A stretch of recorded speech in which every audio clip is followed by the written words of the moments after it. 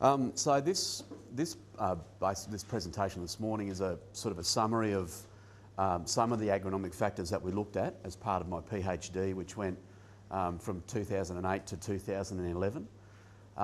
Originally, our charter, I suppose, or this was also part of the High Yielding Grains and Cotton Farming Systems project. And so originally the charter of the project was to take the work that had been done in the south by Stapper and Lacey and John Angus over a long period of time and implement a system in the north that allowed us to increase our irrigated grain yields. We did that in 2008 in the first year of the project, and if any of you have seen Alan Peake's presentations over the last couple of years, you would see that things didn't quite go according to plan in 2008, and it became quite obvious very quickly that there was some pretty significant differences between the system that they'd been investigating in the south and that in the north. So alongside of the High Yielding Grains and Cotton Farming Systems project, I designed a project that became my PhD, doing an investigation of the agronomic factors that we might be able to use in the north to be able to help us achieve high yielding in grains. This project, or this presentation, is basically looking at some of the findings that we found, principally with respects to yield, with crop establishment, including some of the methods of crop establishment that were being used, row spacings and planting rates. We looked at nitrogen management in terms of rate and timing, and then some of the work that we did with the plant growth regulators. I'm only putting really the yield information up from these experiments today.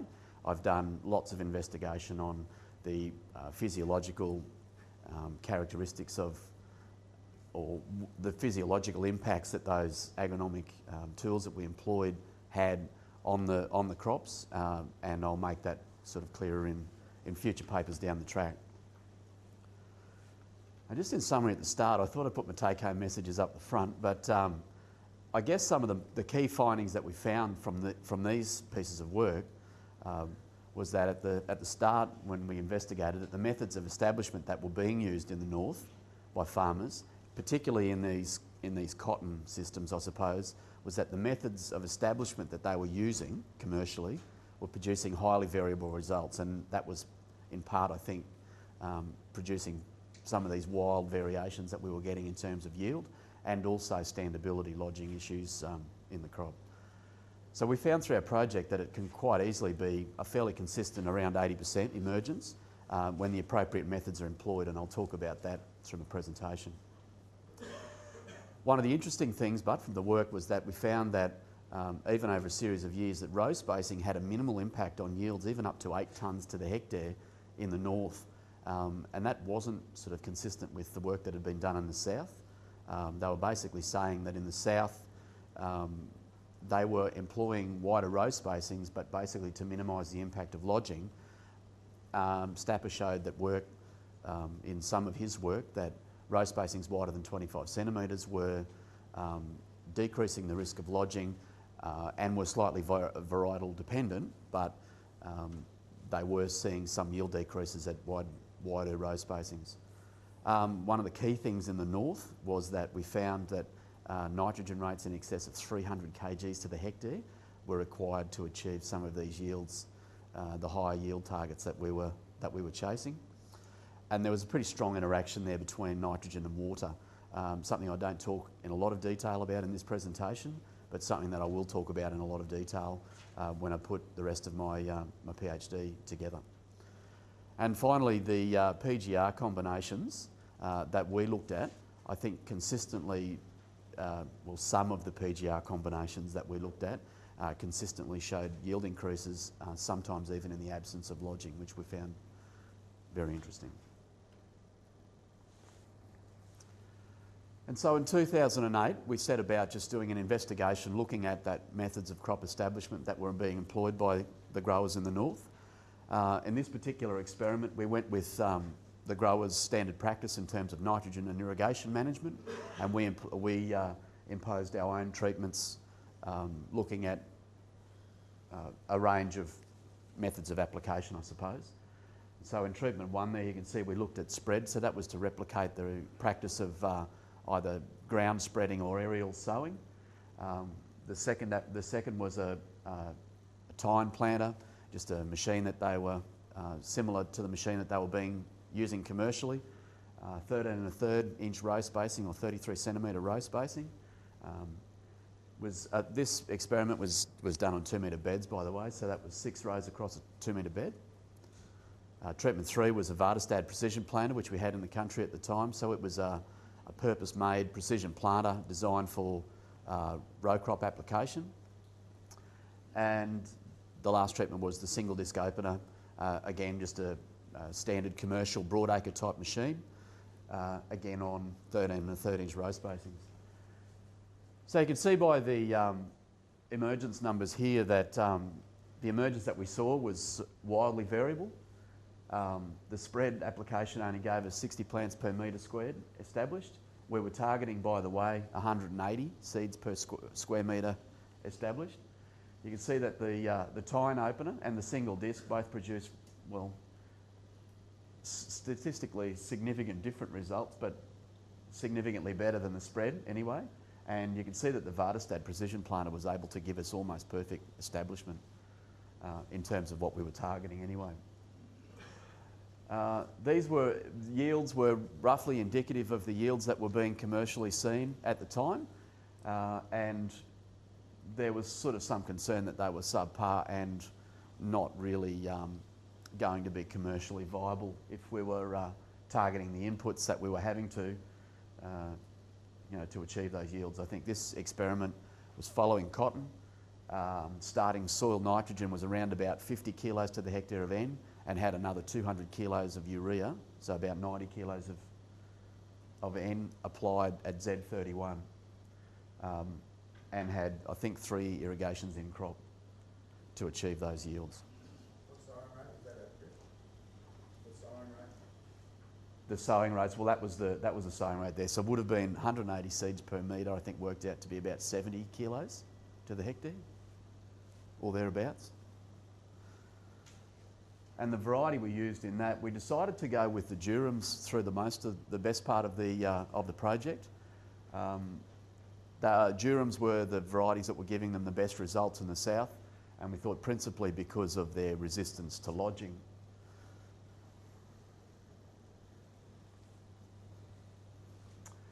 And so then in the second year, we decided to, based on some of the findings that we found from those preliminary experiments, we designed a project that investigated a range of agronomic factors that we might be able to use to or manipulate crop physiology to better achieve high yields in the north.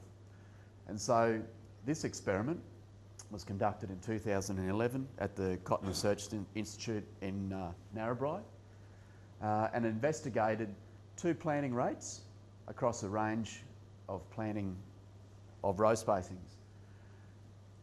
In this experiment,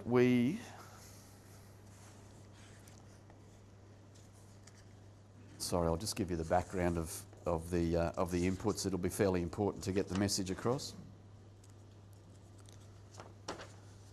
So in this experiment, we started with very low soil nitrogen, so less than 30 kilos to the hectare of N in the top 90 centimetres of soil. It was following cotton. We targeted 180 kilos to the hectare of applied nitrogen in crop. In this particular experiment was all applied pre-sowing. The total applied irrigation for this experiment was 603 millimetres, which included 268 millimetres of effective rainfall. It was on 2 metre flatbed configuration, and the planting machinery that we used in this was a tine opener, and the crop was watered up. So sowed into moist soil and watered up. I guess the key findings from this particular experiment was that we got no significant differences irrespective of sowing or planting emergence above the 150 seedlings per square metre. So that 150 seedlings per square metre was around about 65 kilos per hectare, right up to 220, which was probably around about 90, I think, if I recall correctly. Our emergence, we were able to achieve around about 80% emergence consistently in that experiment. And you can see there that the only significant difference that we actually got in terms of yield was in fact the high seeding rate at the narrow row spacing, which was probably consistent with the common practice in the south.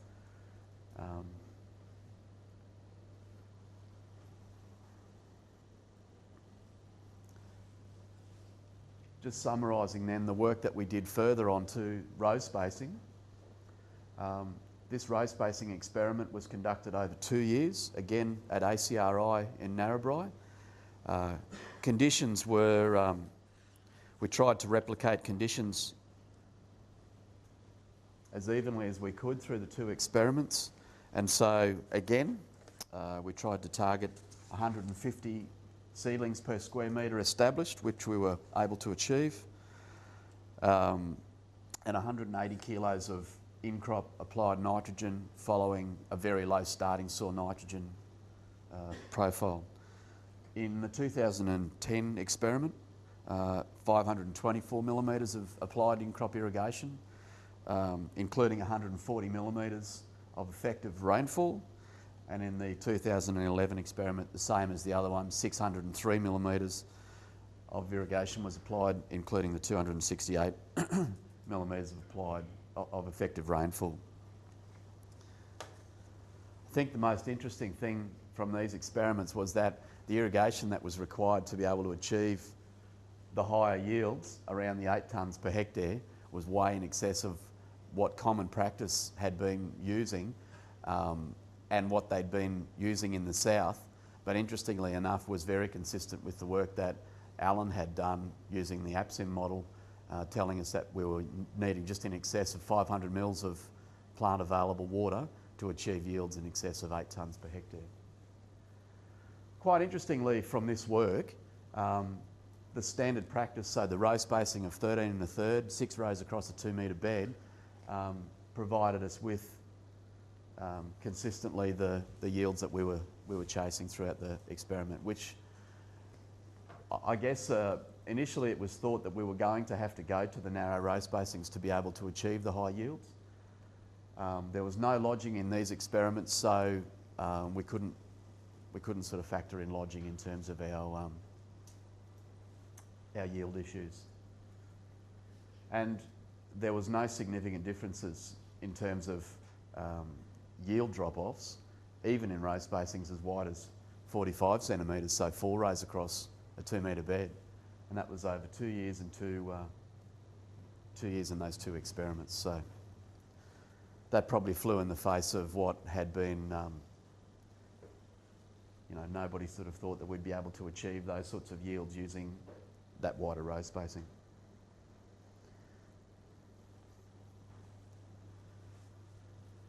And so looking then at some of the work that we did with nitrogen rates and nitrogen timing, this experiment was done over 2 years. I only included the 2011 experiment, probably because I really just wanted to strut that we'd actually been able to achieve 9 tonnes to the hectare.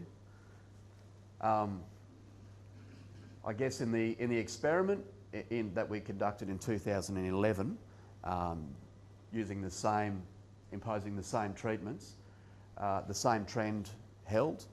We just basically had, I think if you removed 1.2 tonnes to the hectare off each of those yields, that was basically what the 2010 experiment showed us. And so again, we started with very low soil nitrogen. We targeted 150 seeds per square metre established. Again, 2 metre beds. In this particular experiment, 6 rows across a 2 metre bed, so that 33 centimetre row spacing, 30 centimetre row spacing. And then we applied our nitrogen at a range of timings, so the 180 kgs to the hectare of N, either at sowing, at Z31, or split, 2/3, 1/3 between at sowing and at Z31.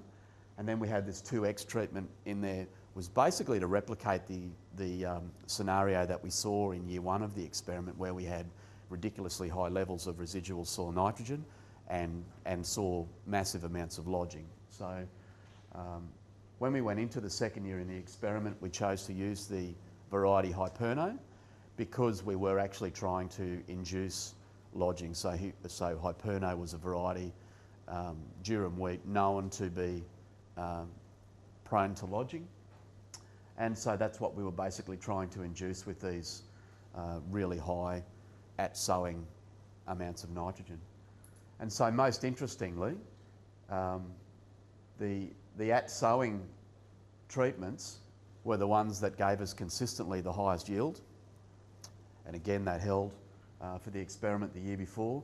And we did another experiment in 2009 looking at nitrogen rates and timings, and similar experience was seen there.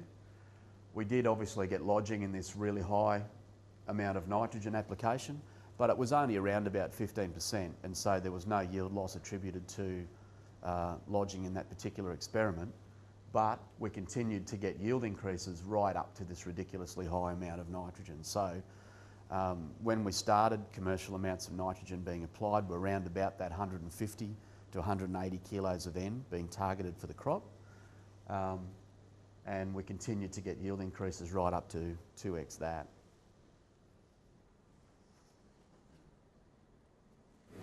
Did you get much tillering in these crops? Yeah, we did. And that's what we were trying to actually investigate. When I go back to putting together all the physiological background behind how these agronomic tools did actually impact on yield, we did lots of tillering measurements. And what we were actually thinking was with the row spacing work, we might actually be able to manipulate head production by widening the row spacing and minimising the tillering. But we found that there was such a strong interaction between climate, nitrogen and water that was what was really driving the tillering far more than the impact of row spacing. And so we had this complex interaction of all of these factors playing a part in what was really happening with agronomy. And we thought we'd be able to take one tool, impose it on an agronomic regime, and it would have an impact. But there's so many other factors all interacting at once.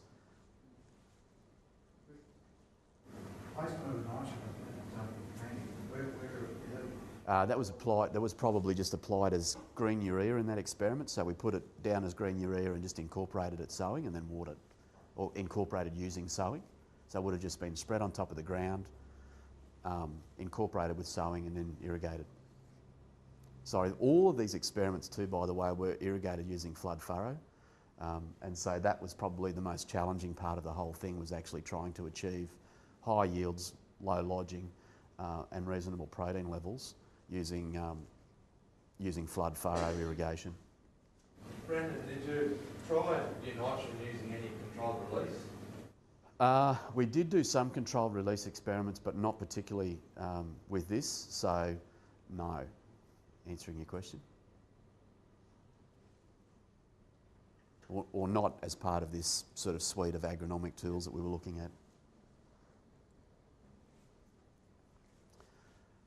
In terms of, then we did a few years worth of work looking at PGRs and their impacts on yield and other agronomic characteristics, I suppose.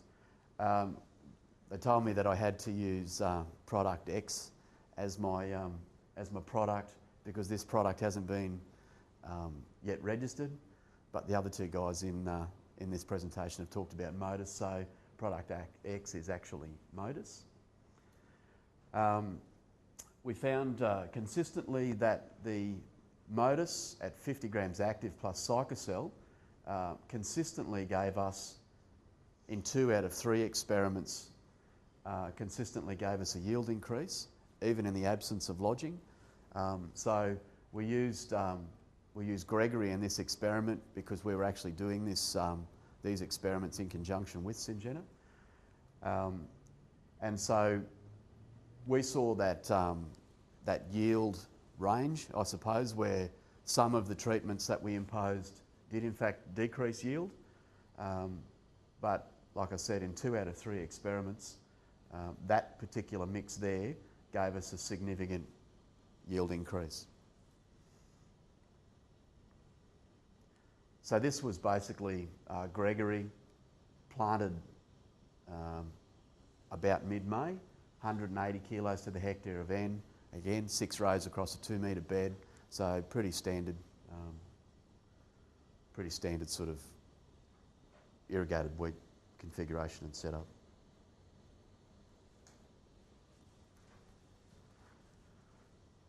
So I guess in conclusion, for this part of the experiment, or these agronomic characteristics that we've looked at, I suppose, it became very obvious to us in 2008 that there are behavioural characteristics of irrigated wheat that are peculiar to the northern growing region.